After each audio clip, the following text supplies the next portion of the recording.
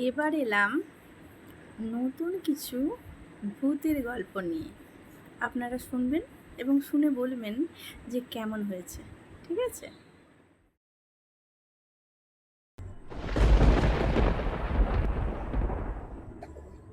আশাঘর একটা গ্রাম, কিন্তু গ্রামের মধ্যেই যেন লুকিয়ে আছে এক অদ্ভুত কৌতূহল।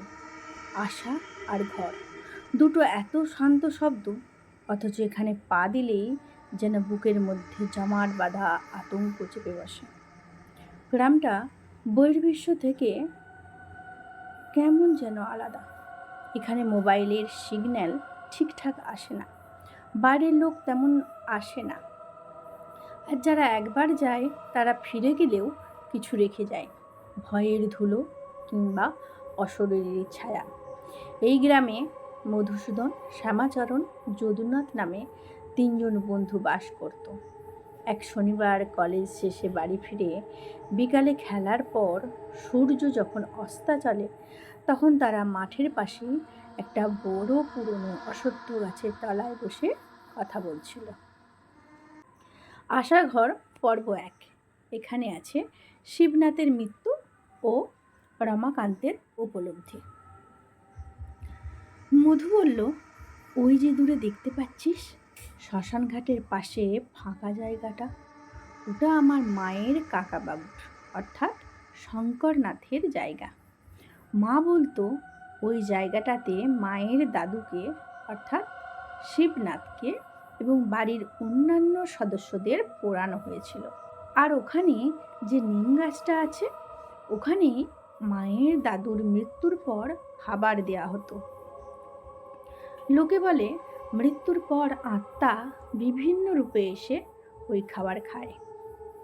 শ্যামা, গাছটা তো দেখলেই গা শিউরে ওঠে। ফাঁকা জায়গায় এরকম একটা গাছ, আর ওটার পাশ থেকে যে রাস্তাটা আমি শুনেছি রাতের বেলা ওই রাস্তা দিয়ে কেউ যায় না। যদু বলল, হ্যাঁ, রাতে ওই রাস্তা দিয়ে গেলে কত কি হয় শুনেছি এ বিষয়ে। মধু বলল, মা বলে মায়ের দাদু যখন মারা গিয়েছিল তখন নাকি পাড়া প্রতিবেশী অনেকেই কেঁদেছিল, দূর দূরান্ত থেকে অনেকেই দেখতে এসেছিল। উনি খুব বড় তান্ত্রিক ছিলেন। অমাবস্যা, পূর্ণিমা এবং কিছু বিশেষ তিথিতে বাড়ি থেকে বেরিয়ে যেতেন, ফিরতেন ভোর রাতে। শ্যামা তখন বলছে, এই আমার গায়ে তো কাঁটা দিচ্ছে রে। যদু বলল, আরে শোন না, একটু ধৈর্য ধরে। মধু বলল, মাঝরাতে সবাই ঘুমিয়ে পড়ার পর মায়ের দাদু খালি গায়ে, সারা গায়ে সিঁদুর মেখে, হাতের ওপর ভর দিয়ে পা উপরে তুলে বেরিয়ে যেতেন।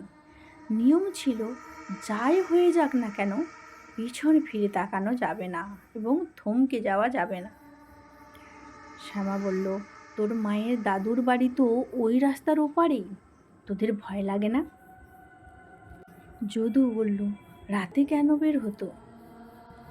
ওই শ্মশানে যাদের পোড়ানো হতো তাদের ভস্য কখনো শরীরের হাড় সংগ্রহ করতে, আবার কখনো মাথার খুলি। শ্যামা বলল, আমি অনেক তান্ত্রিকের কাছে মাথার খুলি এবং হাড় দেখেছি। মধু বলল, ওগুলো নিয়ে মায়ের দাদু তান্ত্রিক বিদ্যা করত। যদু বলল, তোর মায়ের দাদু মারা গেল কিভাবে?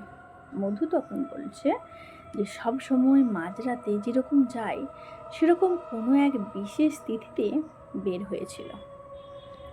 শ্মশান থেকে ফেরার পথে একটি অপরিচিত আজব শব্দ হচ্ছিল। প্রথমে বিচলিত হয়নি, তারপর আবার শব্দটা হলো, তবুও বিচলিত হয়নি। তৃতীয়বার যখন শব্দটা হলো তখন থমকে দাঁড়িয়ে গেল এবং পায়ের উপর ভর দিয়ে সোজা হয়ে পিছন ফিরে তাকালো। দেখলো এক বীভৎস দৃশ্য। মাথা ভর্তি চুল নিয়ে দাঁড়িয়ে আছে কিছু একটা, যার পাগুলো ছিল উল্টো দিকে। মুখ থেকে অনেকগুলো সুরের মতো বেরিয়েছিল। দুটো হাত শরীরের চারপাশে ঘুরছিল। তারপর দিন সকালে ওই ফাঁকা জায়গায় দাদুর মৃতদেহ পাওয়া গেল। শ্যামা তখন বলছে, উড়ি চুপ কর, এখন অন্ধকার হচ্ছে, আর এখন এখন তুই এসব বলছিস, আমার ভয় করছে। যদু তখন বলল, ওই নিম গাছটা নিয়ে আমি একবার শুনেছিলাম রমাকান্ত নামে একজন লোক সন্ধ্যার সময়, তখন অন্ধকার হয়ে গেছে, লোকটা হাতে টর্চ নিয়ে রাস্তা দিয়ে যাচ্ছিল ওই নিম গাছ থেকে একটু দূরে যে পুকুরটা আছে ওখানে পা ধুতে নেমেছিল। পা ধুতে ধুতে পুকুরের চারপাশে দেখছিল। হঠাৎ জলের মধ্যে একটা শব্দ হলো। শব্দটা শুনে লোকটা টর্চ লাইট নিয়ে জলের মধ্যে দেখার চেষ্টা করছিল। তখনই লোকটার পেছন থেকে যেন একটা দমকা বাতাস বয়ে গেল। লোকটা থমকে গেল, পা ধোয়া বন্ধ করে এরপর পুকুর ঘাট থেকে উঠে লাইট নিয়ে চারিদিকে দেখতে শুরু করলো। কোথাও কোনো বাতাস নেই, কিন্তু ওই নিম গাছটা প্রচণ্ড পরিমাণে দুলছে বাতাসে। আর ওই শ্মশানের ধারের বাঁশ গাছগুলোর কড়কড় মরমর শব্দ হচ্ছে, আর যেন গাছগুলো মাটি ছুঁয়ে যাবে এরকম দুলছিল। তখনই লোকটা দেখতে পেল ওই নিম গাছে কে যেন দোল খাচ্ছে, যার পাগুলো নিচে ঝুলছিল এবং সম্পূর্ণ রক্তে লাল ছিল শরীরটা, রক্ত ফোঁটা ফোঁটা করে নিচে পড়ছিল। এসব দেখে রমাকান্ত ভয়ে কোনো রকমে বাড়ি ফিরে যায়। ওই দিন রাতে ভয়ে আর বাড়িতে কিছু বলতে পারে না। স্ত্রী নির্মলাকে বলল, আজকে রাতে সে আর খাবে না। এই বলে নিজের শয়নকক্ষে চলে গেল এবং গায়ে একটা কম্বল ঢাকা নিয়ে শুয়ে ওই ঘটনাটা ভাবতে থাকলো। ওই দিন রাতে রমাকান্তের প্রচণ্ড জ্বর এলো। বাইরে ঝড় বৃষ্টি শুরু হয়ে গেল। রমাকান্তের স্ত্রী এসে রমাকান্তকে ওষুধ দিল এবং দরজা জানালা সব কিছু বন্ধ করে দিল।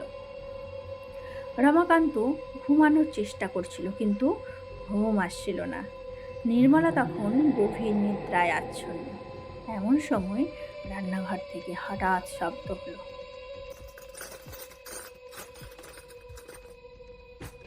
ভয়ে রমাকান্ত চমকে উঠল এবং মনে একটু সাহস করে রান্নাঘরের দিকে যেতে শুরু করলো।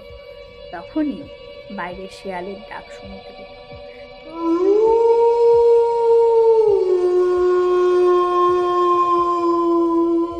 কিন্তু রমাকান্ত অবাক হলো, বাইরে এত ঝড় বৃষ্টি, শেয়াল তো ডাকার কথা নয়, এবং ছোট থেকে সে এত বড় হয়েছে কখনো রাতে শেয়ালের ডাক শোনেনি ওই জায়গায়। রমাকান্তের সাহস হচ্ছিল না জানালা খুলে দেখার। বাইরে বৃষ্টিও পড়ছে। রমাকান্ত রান্নাঘরে গিয়ে ওখানকার দৃশ্য দেখে চমকে উঠল।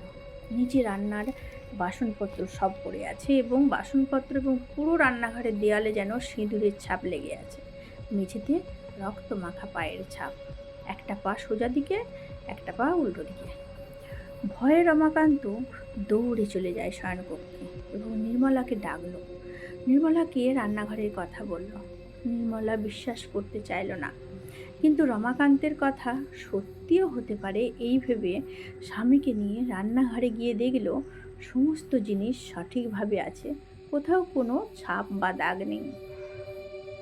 তখন নির্মলা রমাকান্তকে বলল, তুমি হয়তো স্বপ্ন দেখেছ, জ্বর হয়েছে, চিন্তা করছো বেশি, ঘুমিয়ে পড়ো। কিন্তু রমাকান্তের ঘুম মোটেই আসছিল না।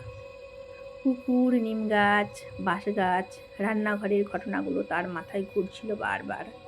3 দিন ধরে রমাকান্ত জ্বরে ভুগতে থাকলো।